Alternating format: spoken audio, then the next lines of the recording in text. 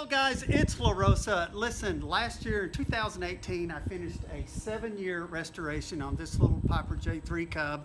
And you know, if you're considering doing something like this, I'd encourage you to do it. It's really nothing more than an exercise in finding information. Finding the information on how to do something to this airplane, and it's actually quite a lot of it out there, and then teaching yourself to do it. So if you have any kind of mechanical skills whatsoever, I promise you, you can get this done if you devote enough time to it. So guys, it's the information gathering on this thing that takes so much time.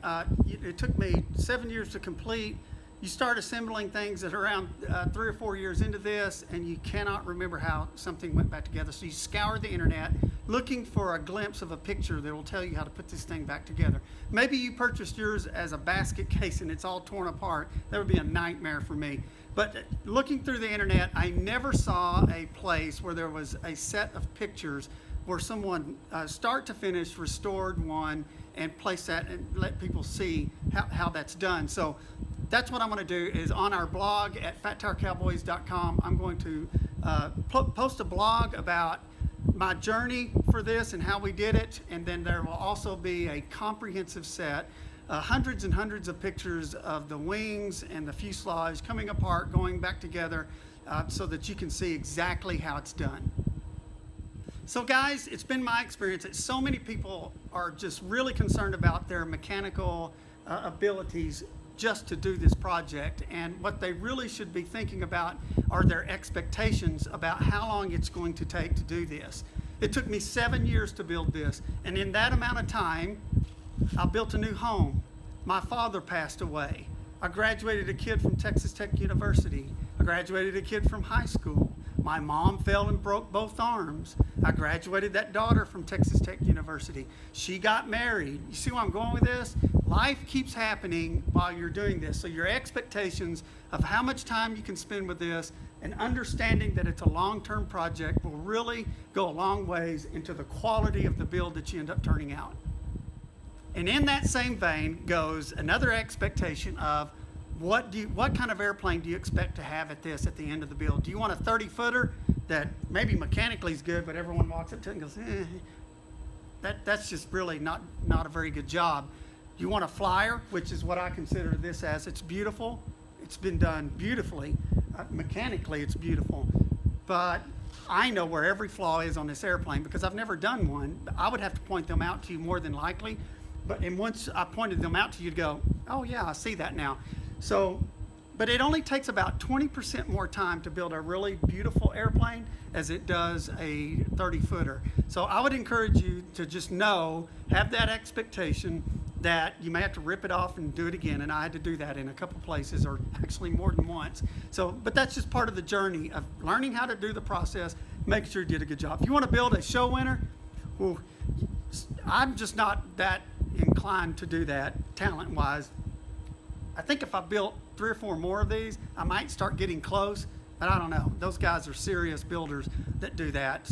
But nonetheless, virtually anyone can do this and have an airplane that turns out this nice. The very next thing that you need to decide is what kind of covering system you're going to put on the airplane. There's several of them out there. You know, I think they're all really good covering systems. You need to research them and see which ones you think fit you best. I chose Superflight, and I'll be honest with you, the only reason I chose Superflight was I'd owned a Pitts that had a Superflight cover job on it that was 20 years old, and it looked brand new. Glossy, glossy, glossy. It was beautiful, and I said, that's what I want on my Cub, and that's what you get with a Superflight covering system. So, and the customer service there was really great, really good experience with them. So they're all expensive. They're all good, so just do your research and choose one.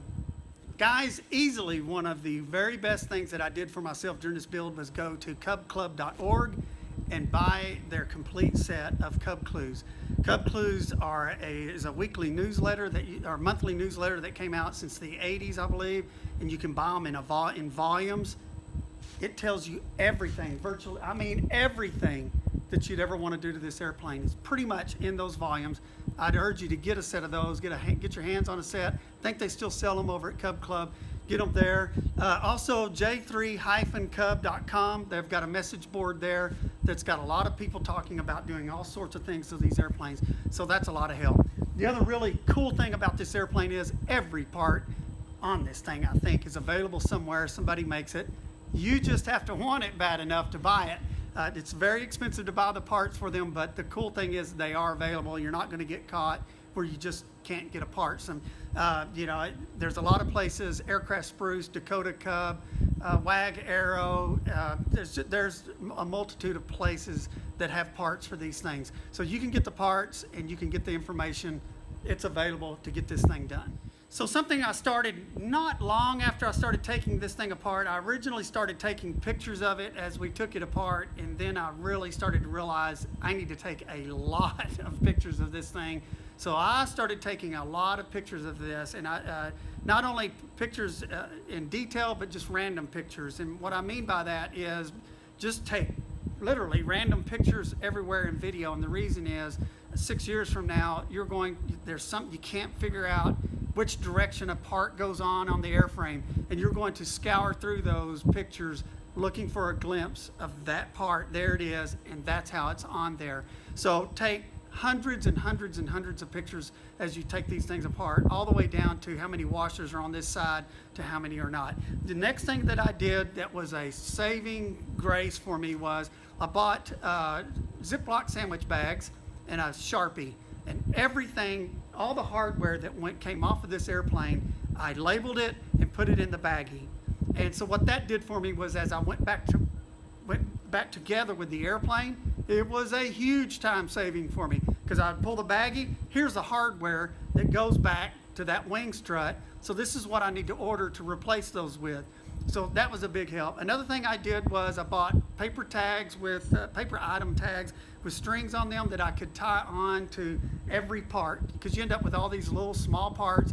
Tag it, left, right, irregardless of whether I knew I was going to use it or not. For instance, rudder cables, I tagged them. This is the right rear rudder cable, and I did that because I may want to look at it, because unbeknownst to me, there may be some minor difference between the two that I would be unaware of. So I tagged all of those things. So take pictures, buy the baggies, bag things, tag it with a tag, and organize it, and you'll be good to go when you start putting this thing back together. Okay, so we got this thing all apart, and here's the sequence of how I restored my airplane. So I happened to have a friend that had a jig for the fuselage. I put the fuselage in the jig, took it over to an IA, had him repair the airframe where the rot was and where anything that was bent or not correct. Brought it back, took it out of the jig, took it over to a media blasting company, had them very carefully media blast the entire airframe. And this is very important, because you have to time these things. When they were done with it, I brought it back, put it in a paint booth, and immediately painted the airframe before any surface corrosion could start on it. I then moved it back into this hangar, and the very first thing that needs to go in the airplane is actually the baggage canvas. The next thing that I put in were the STC for the seatbelt shoulder harnesses. Okay, so then the next thing that I do after that is I installed the interior fabric. Now, that's a Cub Clues thing right there. There's a sequence to that. There's an over and under and in and out thing going on that up here at the top. So you need to consult Cub Clues. They will tell you exactly how to do it. So I did that. Don't miss this one. Do not shrink the fabric after you get the fabric in. And the reason is it makes the floorboards much harder to get in if you do that. So then I had new floorboards, I sealed my floorboards, and I repainted them, and then I reinstalled the floorboards. Then I did the shrink on the fabric, and then I masked off the floorboards, and I painted the interior. Another thing I learned on a time-sensitive, time-consuming project like this is starting and stopping is your worst enemy. So one of the things that I did at this point was stop, and I refinished, repaired, or replaced every single part that's about to go into that fuselage. I did that for just exact reason. I mean, you need a part, well, it's laying over there, it's filthy. Now you need to bead blast it, you need to prime it, paint it, wait on it to dry, and then lo and behold, you forgot that little piece that went to it. So it just goes on and on and on. So I stopped and did all of those tasks beforehand just to organize the whole project where I can, when I start rolling, putting this in, I could. Now the next thing was to put the seats and the rudder pedals back in the airplane, and before you cover the airframe. And the reason is, and I see people make this, I think it's a mistake, they cover the airframe without the rudder pedals there. Well, you need access to below the floorboards to put all that in. So you can roll it on its back and put all that in with no problem before you cover it. But you do need to put all of that in. The trim system would be a nightmare if you cover the airplane before you put that trim line that goes all the way back there. So you need to do all those things before you cover the airplane. All right, so it's at this point that you have a decision to make about your brakes. And the reason is because, again, you're going to need access under the floorboards, because many of these brake manufacturers require you to switch to their master cylinders. And, of course, that's it here on the floorboard. So you're going to need to make a decision on that. I chose the Grove system for a couple reasons. One reason was because it uses the exact same master cylinder that's in the airplane already. And the second reason I chose them was because they really don't work any better than the original brakes, which I like. I think a Cub, for what I use this Cub for, has plenty of braking power. So at this point, guys, before you cover the fuselage, you need to have reinstalled everything, the seats, the control systems, the trim system, all those things. I converted this one to metal stringers along the way before I did that. So you have all those things done. So don't miss this one. If, like me, you replace your rudder or you replace your vertical stabilizer, you need to dry fit the rudder to the stabilizer before you cover the airplane. Because if you miss the distance between the hinges on the rudder, you're going to have to uncover the airplane to fix that. So don't miss that. So put your rudder on before you cover the airplane to make sure that all that fits back the way that it should be. All right, so it's at this point that I've rebuilt the fuselage mechanically, put it back on its gear, and rolled it over in the corner, and then pulled a wing out and uncovered it. And let me tell you, when you uncover the wings, they're intimidating. Don't back out on me now, though. Stay with me. I promise you they're not hard to work on. Just take hundreds of pictures of them, which is what I did. Take lots and lots of pictures. We disassembled the wing, the metal parts. We refinished them, repainted them, repaired anything that needed to be repaired. We replaced many of the ribs with Dakota ribs, put new wingtip bows on them, and then the trammeling procedure is in the Cub clues that I spoke of earlier. So all that's in there, but we found the best way to do it is to really get the spars straight, lined up by your eye, and then trammel it, and you'll find that that's a micro adjustment. You can very easily finish the adjustment on the trammeling, and you've got them trammeled and ready to be covered. So with the airplane essentially mechanically rebuilt, I've rebuilt the fuselage, I've rebuilt both wings. I had never taken an airplane apart to this extent, so I was absolutely mortified that I would cover this thing and it wouldn't go back together correctly. So just for me, what I did was I reassembled the airplane here in the hangar with no cover on. I just reassembled the whole airplane, including installing all of the control cables and all those things, just so for my peace of mind, I knew that the airplane was actually going to go back together correctly, and it did. It was no problem. Now, the next thing that I learned was, I mentioned before that you're always teaching yourself a process on this. So when you teach yourself a process, you don't want to do some of it and then go back and have to relearn it again, because there's that relearning curve. So I didn't want to have to do that. So I waited to the end to recover everything. So once I started teaching myself to cover, started with the fuselage, I covered it, then I covered the wings, and then I covered the landing gear. So with everything covered, the next thing that comes is the rib stitching. You have to teach yourself how to do the rib stitching. We rib stitched the wings, and we rib stitched the control surfaces, and then after that, then you start applying the tape on the wings and on the fuselage and control surfaces. You get the whole thing taped. Now it's time to put the primer on. So you teach yourself to apply primer, sand it down, make it smooth, and then from that, you build on that experience and you start applying the paint. All right, so now that I have the entire airplane painted, I set the wings aside, I put the gear back under the fuselage along with the tailwheel so I can move it around the hangar. And then the very first thing that I put back in the airplane is the fuel tank. And then from there, I put the instrument panel back in the airplane, and then I put the windows back in, and I put the boot cowl back on, and then I put the engine mount back on. And then I went to the back of the airplane and put the horizontal stab on along with the rudder and the elevators, and hooked all those up so that all that was complete. Okay guys, so while I do have an A&P rating, I haven't taken an engine apart since A&P school in 1984. So that tells you a little bit about my mechanicking career. But so it was very educational for me to tear the engine down. I really enjoyed that. So I took the engine down, sent all the parts off to the appropriate places for overhaul and recertification. And when they came back, I then paid an IA to reassemble the engine.